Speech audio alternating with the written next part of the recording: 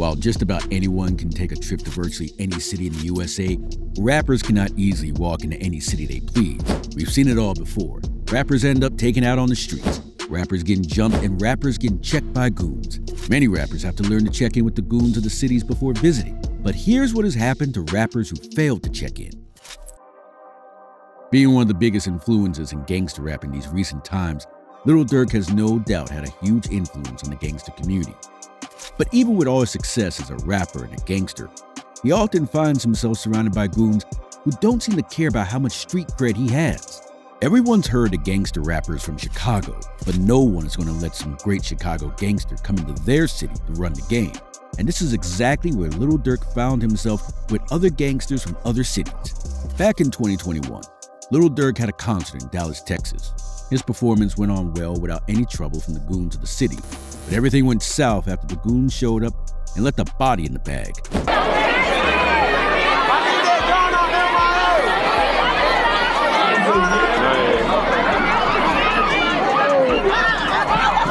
On that fateful day, not only was Lil Durk supposed to perform at the concert, but he was also expected to host an after-party at Prime nightclub before his second act of the night.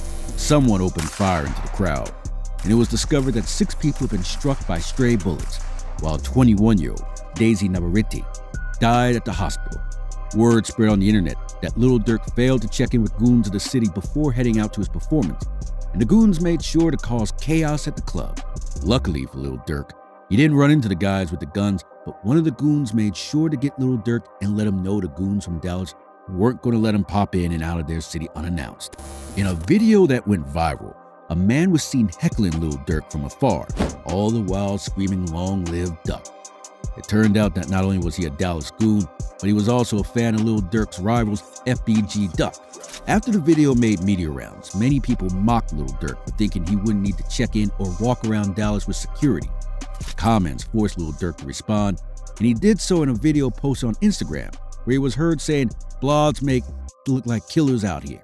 Although quite tragic, the situation with the goons in Dallas wasn't the only time that Lil Durk had been found slipping, but not checking in while in a city. Back when Lil Durk and Lil Baby were working on the Voice project, the two rappers were on set shooting a music video on one fateful day, when Lil Durk did something quite funny. A viral video showed Lil Durk and Lil Baby's convertible with something in his hands as Lil Baby sat behind the wheel. While it seemed like a random on-set video to two rappers, the video had a bit more spice as it showed Lil Durk with a flushed face looking very nervous as though someone was threatening him. It turned out that Lil Durk had not checked in with the goons of Atlanta before moving with Lil Baby. According to inside sources, he believed that hanging with Lil Baby was going to be enough protection for him while he was in the city. Tell all the customers to leave. We can just shoot in the back, or you want us to shoot in the front? In the showroom. Showroom. You want to shoot in? Yeah. Dirt. We can go from back here to up there. Okay. You want to shoot in? Alright. Although there were no reports of him getting hurt during that stay, the video still went viral, and netizens had something to say about it. While some claimed that Lil Durk had ordered a hit on Lil Baby, others argued that he was only scared to be in Atlanta since it was only a couple of months after his best friend, King Von, was eliminated on the streets of Atlanta. As always, Lil Durk had a comment or two to clear the air. He made a comment via his Instagram story where he said, "I am run up and see up close." But the fans weren't buying the gangsta act anymore. So he made a video with his ex-fiancée, India Royale, where he asked her if he appeared nervous. I always be looking scared. That's when I became a real firm believer of looks could be deceiving. I be looking like I'm lost and nervous, though. But you know like I know. You know like I know. You know what happened in the house. You know what happened in the house.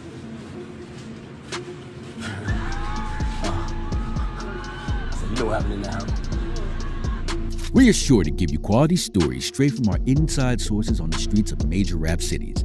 Just make sure to subscribe and stay tuned to Rap Hive to get first-hand information.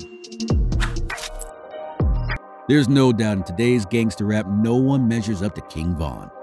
There's no better way to describe how deadly King Von was. Let's just say if a guy opened his door and got shot, King Von was the one who knocked. He wasn't the rapper who got checked. He was the rapper doing the checking. He had so much riz as a gangster rapper that he would even check gangsters in their own cities. But all that came to an end that fateful night King Von got checked for the first and last time.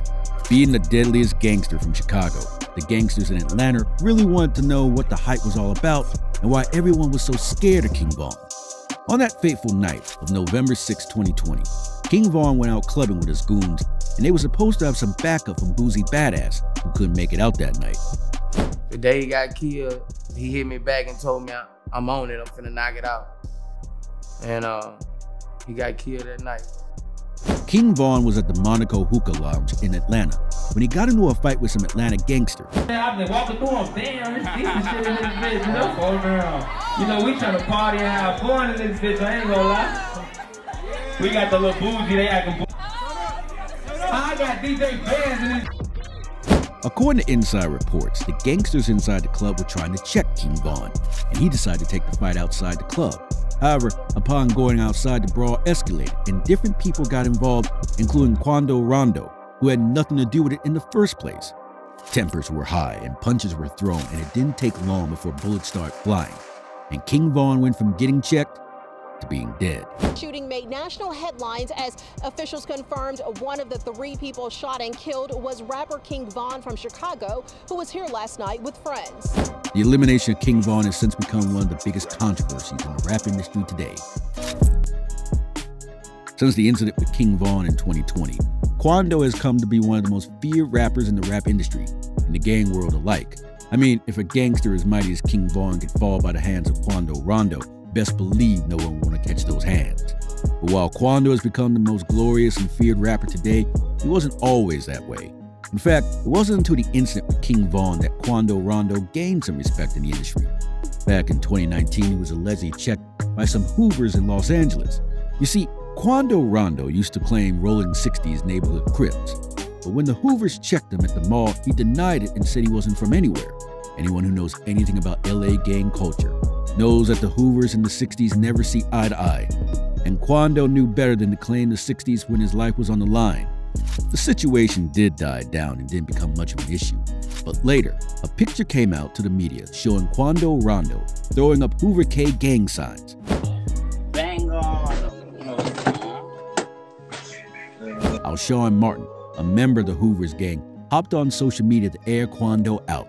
He reposted the picture of Cuando Rondo throwing the signs with the caption, "Whenever I do see you, keep that same energy, my guy. Keep it. You from out of state, and you thinking it's about to fly? The homies just marked you out a few days ago."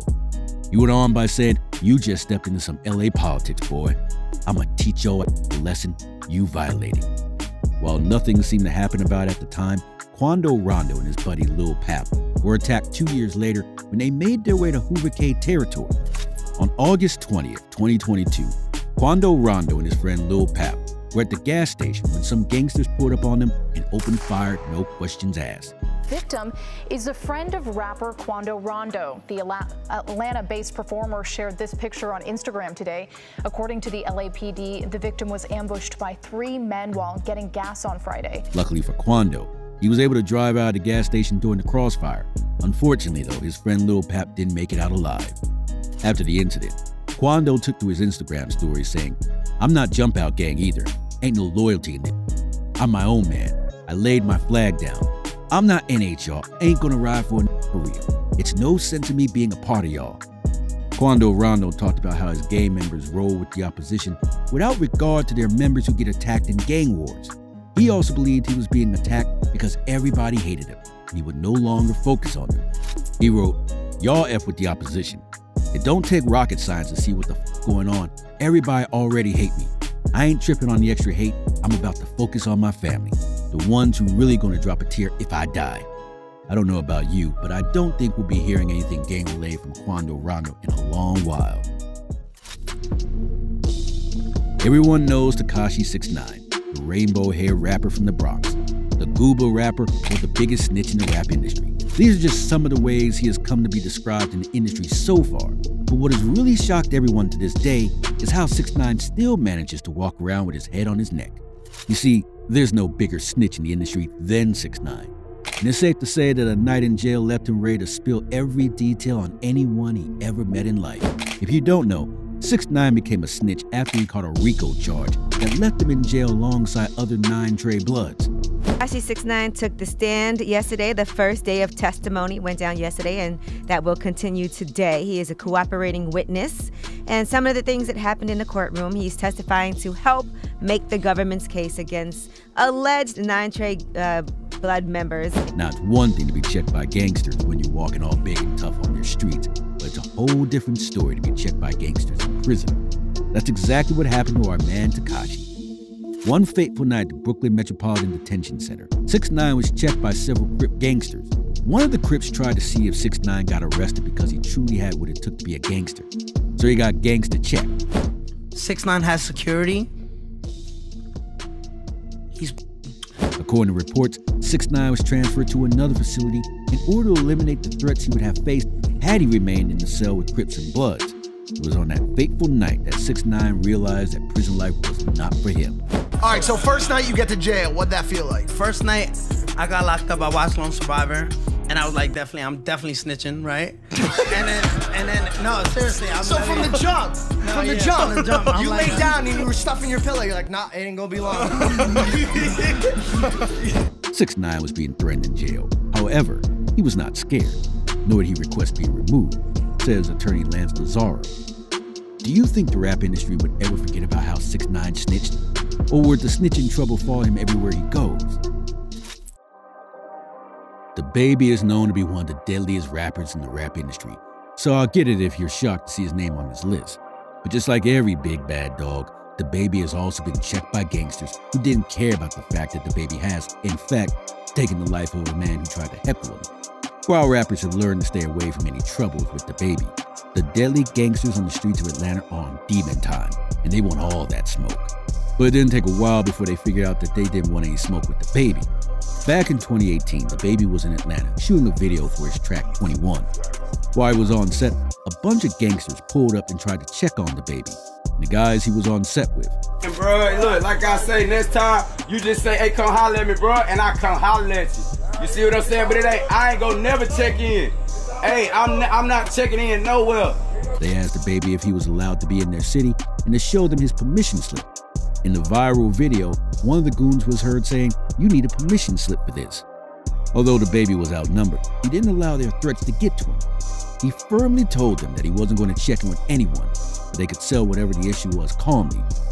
The goons knew the Baby wasn't the one to mess with, so they decided to leave the Baby for his video shoot.